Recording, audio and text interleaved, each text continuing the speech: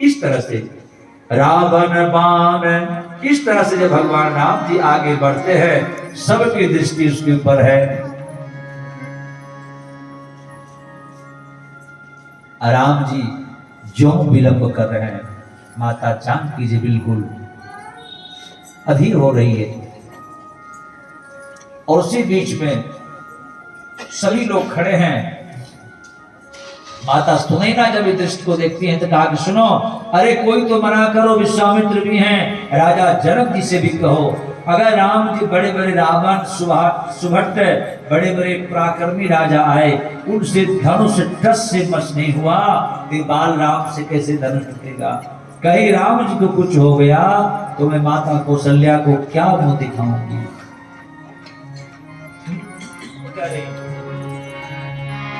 ये धनुष कैसे तोड़ेंगे कुंवर कमल, मन में शंका बनी की बनी रह गई। ये धनुष कैसे,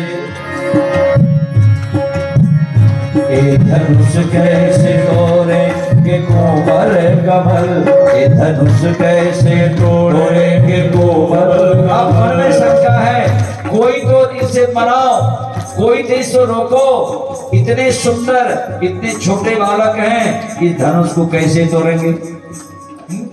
कैसे तोड़ेंगे भाई?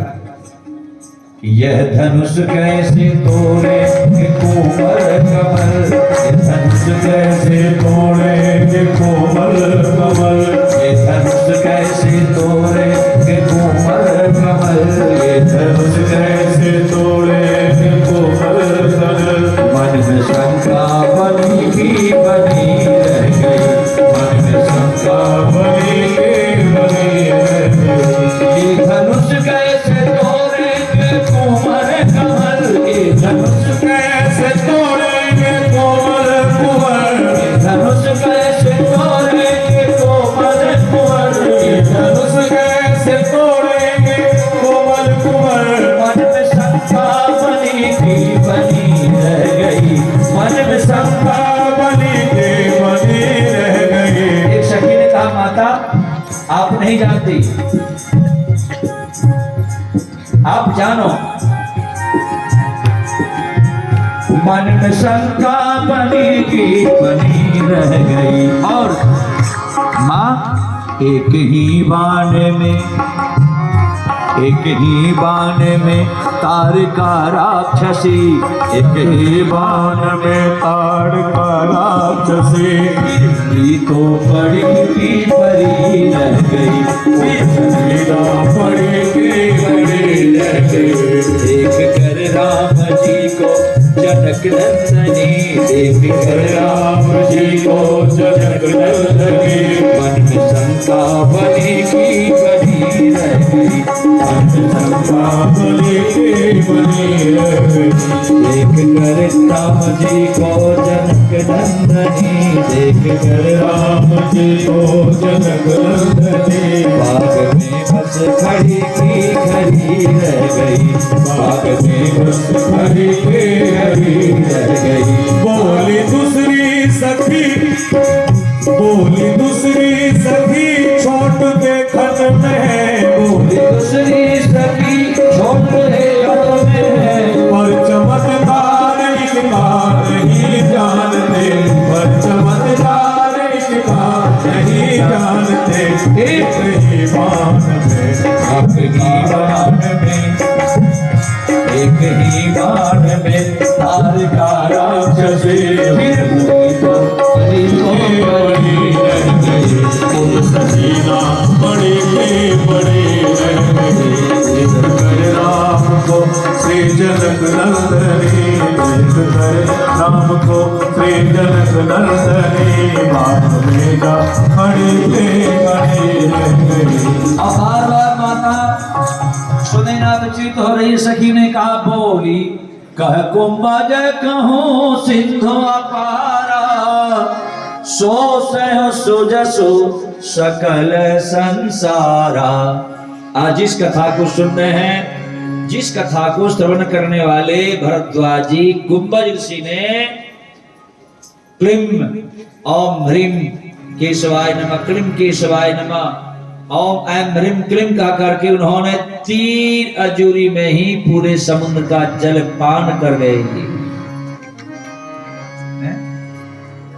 रवि मंडल देखत लघु लागा, उदयता श्रुति भुवन तम भाग। हे माता, जब भुवन भास्कर उदित होते हैं तो देखने में छोटा लगता है, और जो ही उदित होते हैं तो संसार के अंधकार को हरण कर लेते। मंत्र प्रमर लघु जस विधि हरिहर सुर सर्व, महामत्त गजराज कह बस कर अंकुश गर। उन्होंने कहा इस प्रकार से महामत बड़े बड़े गजराज को अंकुश अपने बस में कर लेते हैं, उसी प्रकार से भगवान राम कृष्ण का, नारायण का मंत्र भी छोटा ही है, लेकिन मंत्र के प्रभाव से पूरे विश्व को अपने बस में कर लेते हैं।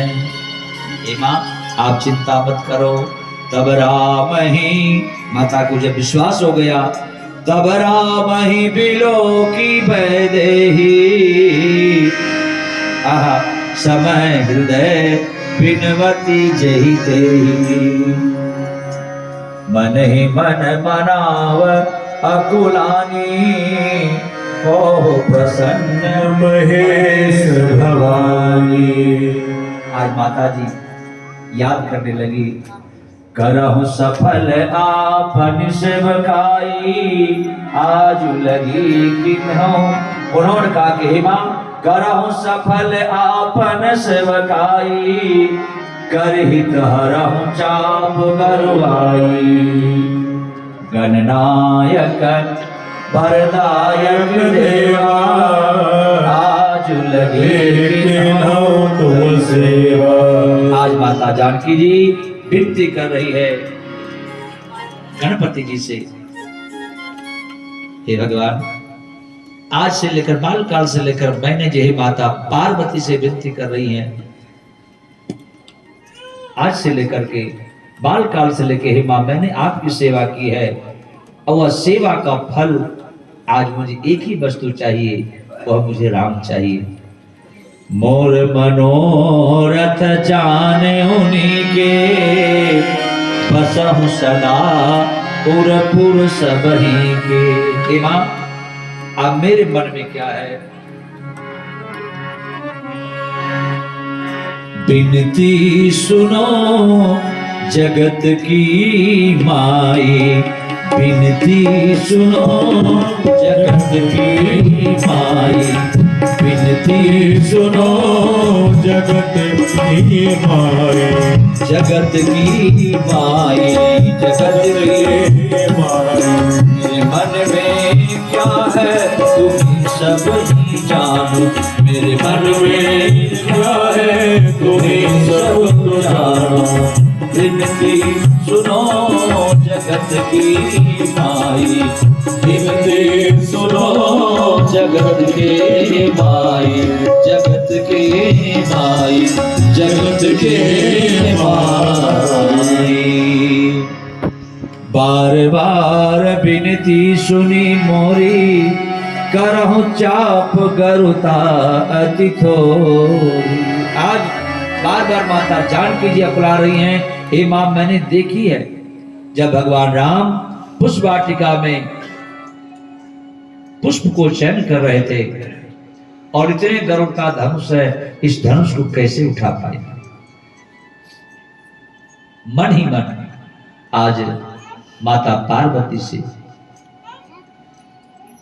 ये चिंतन कर रही है, मां मेरे मन की बात को आप समझते हो। देखते देखते भगवान शिव शंकर, माता पार्वती, गणेश जी ने विचार किया।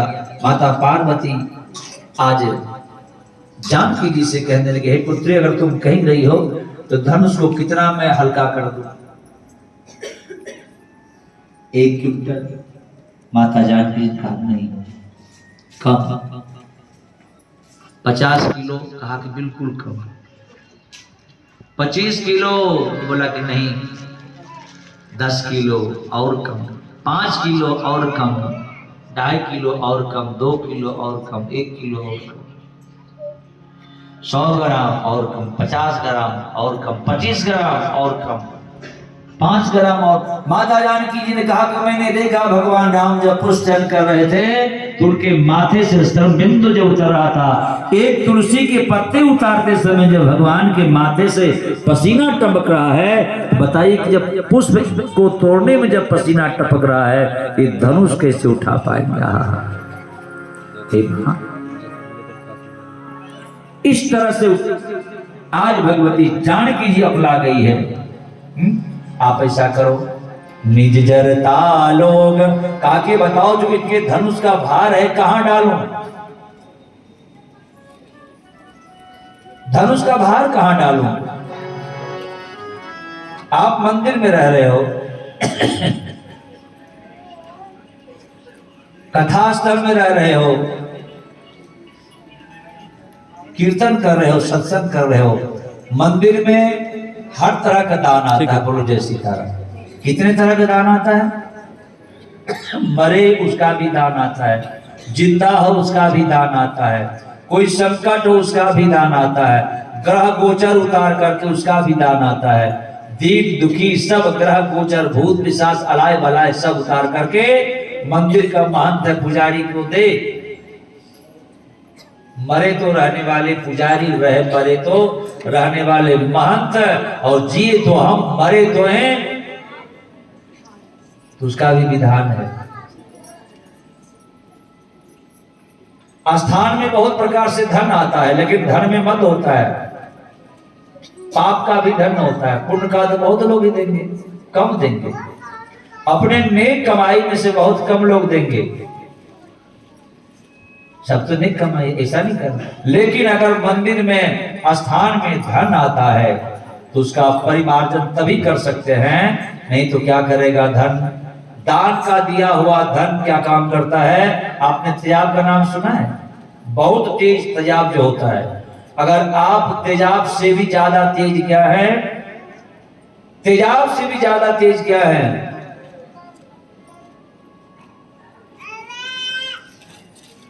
सिंघनी का दूध केवल एक ही पात्र में रहता है। किस पर? सोने का बर्तन में। सिंघनी का दूध को रखने के लिए सोने का पात्र चाहिए।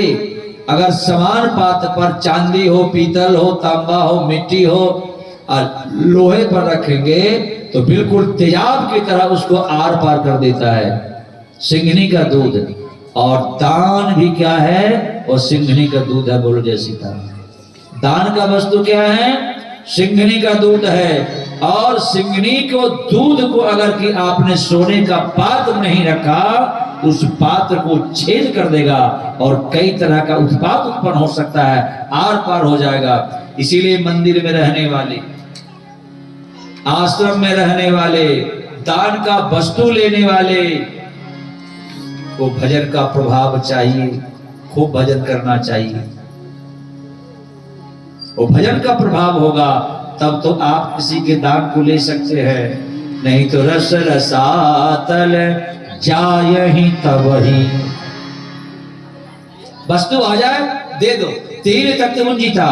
अगर मेरे पास बहुत आया तो क्या करना चाहिए? आप भी ले जाओ, आप भी ले जाओ, आप भी ले जाओ। और ज्यादा दिन रखोगे तो उसमें क्या होगा? कीड़े लगेंगे, घून लगेंगे, सरांध पैदा होगा। और केवल अन्न में नहीं, केवल चावल में नहीं, केवल वस्त्र में नहीं, रुपये में भी नहीं, वह श्राद्ध का होगा। अंग में लगेगा, हाथ टूटेगा, पैर टूटेगा, अंधे होंगे, कुष्ठ होंगे, रोगी होंगे, अन्न सरेगा, धन सरेगा, रुपया सरेगा, तो मन में दुश्मन होगा। इसलिए कहा जाता है तीन तख्त वंजिता। वस्तु आए तो वस्तु को समय पर कीर्तन करवाओ, यज्ञ कराओ, अनुष्ठान करो। जैसे माने पात्र अगर खाली होगा तभी तो हम बर्तन भरेंगे। पात्र खाली होगा तभी तो बर्तन भरेंगे। बर्तन भरने के लिए पात्र को खाली चाहिए, और पात्र भरा रहेगा तो क्या होगा? उछल जाएगा। इसलिए सावधान, चाहे कोई भी हो, भजन के प्रभाव हो। ये मंदिर मंदिर नहीं है जहां पर राम कृष्ण का गुणगान हो, यह तो तीर्थ स्थान है। सीतारामचंद्र भगवान अकुलाने लगे और कहे कि सभी जड़ता जो है कहा जाता है, किसी का तन मन का बीमारी रोग वहां जाता है जो भगवान का भजन नहीं करता है। मैं नहीं कह रहा हूं, सुनिए। निज जरता लो गन पर डारी होहि गरु हरुआ रघुपति निहारी। जो निजड़ता है, जो इनका अहंकार है, क्रोध है, पाप है, जो क्रोधी हैं, विकारी है, अहंकारी है, कृपण है, उसके ऊपर डाल दो। हो ही गहरुआ रघुपति निहारी। और भगवान राम जी जो ही उसको अवलोकन करे और बिल्कुल उसमें कुछ रहे ही नहीं। अति परिताप से मनमाही लव निमेष जुग श्री सब जाने। इस तरह से देखते देखते भगवान ने विचार किया और जानकी जी इस तरह से अकुला रही हैं और विचार करने लगे कि भाई अब क्या करना चाहिए। भगवान राम जी सबसे पहले गुरुदेव को प्रणाम किया, अपने माता पिता को प्रणाम किया, कुलदेव को प्रणाम किया और बैठे बैठे राजा जनक जी को ही प्रणाम किया। और माता जानकी जी अकुला रही हैं, अगर एक क्षण भी आज भगवान अगर कहीं विलंब किए तो हम अपने प्राण को त्याग देंगे। अब मैं राम जी का वियोग नहीं सहन कर सकती, अब मैं राम जी का वियोग सहन नहीं कर सकती।